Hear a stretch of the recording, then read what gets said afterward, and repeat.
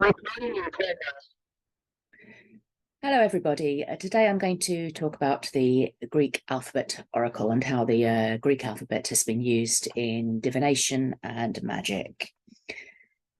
The use of alphabets in magic and divination is common in many cultures.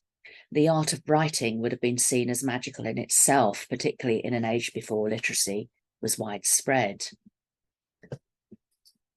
There are several ways of working with the Greek alphabet, such as Isopsephy or Pythagorean numerology, looking at how the seven vowels relate to the planets and the astrological correspondences and elemental correspondences of the consonants. Also, there is Notochoricon, which takes the letters and uses words that begin with each letter. So it's the initial letters of the words, and the words give the divinatory meaning according to the letter they begin with. The earliest forms of writing were pictographic, characters representing ideograms or pictograms representing ideas or objects. The earliest Greek writing is from Mycenae and Crete, Linear A and Linear B. And here we have an example of Linear B writing, which was from 1400 to 1200 BCE. Linear B has 88 different phonetic signs, which was rather cumbersome and was deciphered in 1953 by Ventris and Chadwick. Syllabic alphabets likely developed in Phoenicia in 1400 BCE, and a 32-letter alphabet was found in Ugarit, and a later 22-letter North Semitic alphabet was likely to have spread to Greece and many other lands through sea trade, and was likely the original source of all Western scripts used today, including Norse runes, as well as some Eastern scripts such as Tibetan and Sanskrit. Herodotus, the ancient Greek historian, tells us the Greeks were taught these letters by the Phoenicians and adopted them with a few alterations for their own use, continuing to refer to them as Phoenician things, Phoenicia, as was only right as the Phoenicians had introduced them. And we see here an example of the different alphabets. So from the Proto-Canaanite alphabet to early Phoenician, and then how that changes to Greek. And you can see the similarities and how one's evolved into another. Another story of the origin of the alphabet, the mythological story, is that the Greek god Hermes invented the alphabet, basing the letters' shapes on the flight of cranes. Hermes's Egyptian counterpart, Thoth, was also responsible for writing and was the god of writing. The Phoenicians gave each letter name a word beginning with that sound, possibly as a mnemonic aid. For example, Aleph means ox, Beth means house, Gimel means camel. And those who've studied the Hebrew Qabalah and the Hebrew alphabet may recognize that those same letter meanings are used in the Hebrew alphabet.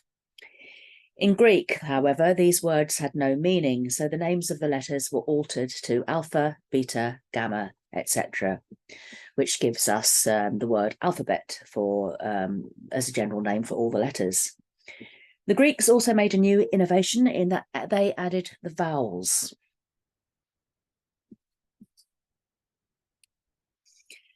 Now, as early as the 8th century BCE, the ancient Greeks developed a numerical system that used the letters as numbers. The earliest surviving example of letters as numerals is from vase graffiti from the 6th century BCE. Initially, two types of numeration, Herodian or acrophonic and Ionian or alphabetic, were used.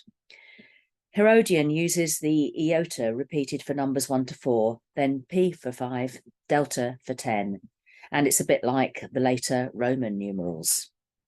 The Ionian system, however, which is depicted here on this slide, uses every letter in the Greek alphabet to represent a number. This system came into general use during the time of Alexander, though was much older and continued in use into the Byzantine and is the root of Hebrew gematria. Three archaic letters, digamma, also called vowel, copper and sanpi, which were no longer used in writing, continued to be used as numerals. So there were 27 letters in all, representing the units 1 to 9, and then the tens, 10 to 90, and the hundreds, 100 to 900. This gave every word numerical significance, as letters could be added to produce a single number. The Greeks called this isopsephos. Iso means equal, sephos means pebble, as pebbles were used for counting and learning arithmetic. Isopsephy was used by magicians and in the interpretation of dreams during the Hellenistic period. Tradition also held that Pythagoras had used isopsephy for divination. Pythagoras, who lived between 580 and 500 BCE, used numbers in philosophy and religion and studied the connection between music and number.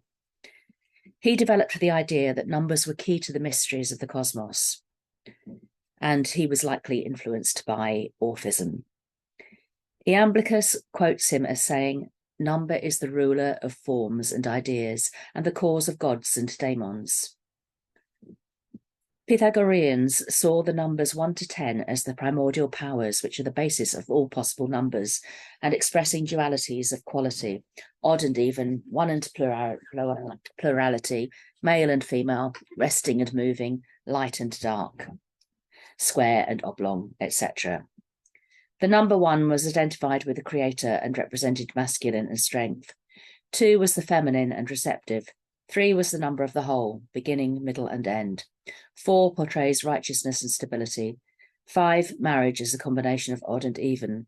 6, wholeness, peace, and sacrifice. 7, joy, love, and opportunity. 8, steadfastness and balance. 9, completion.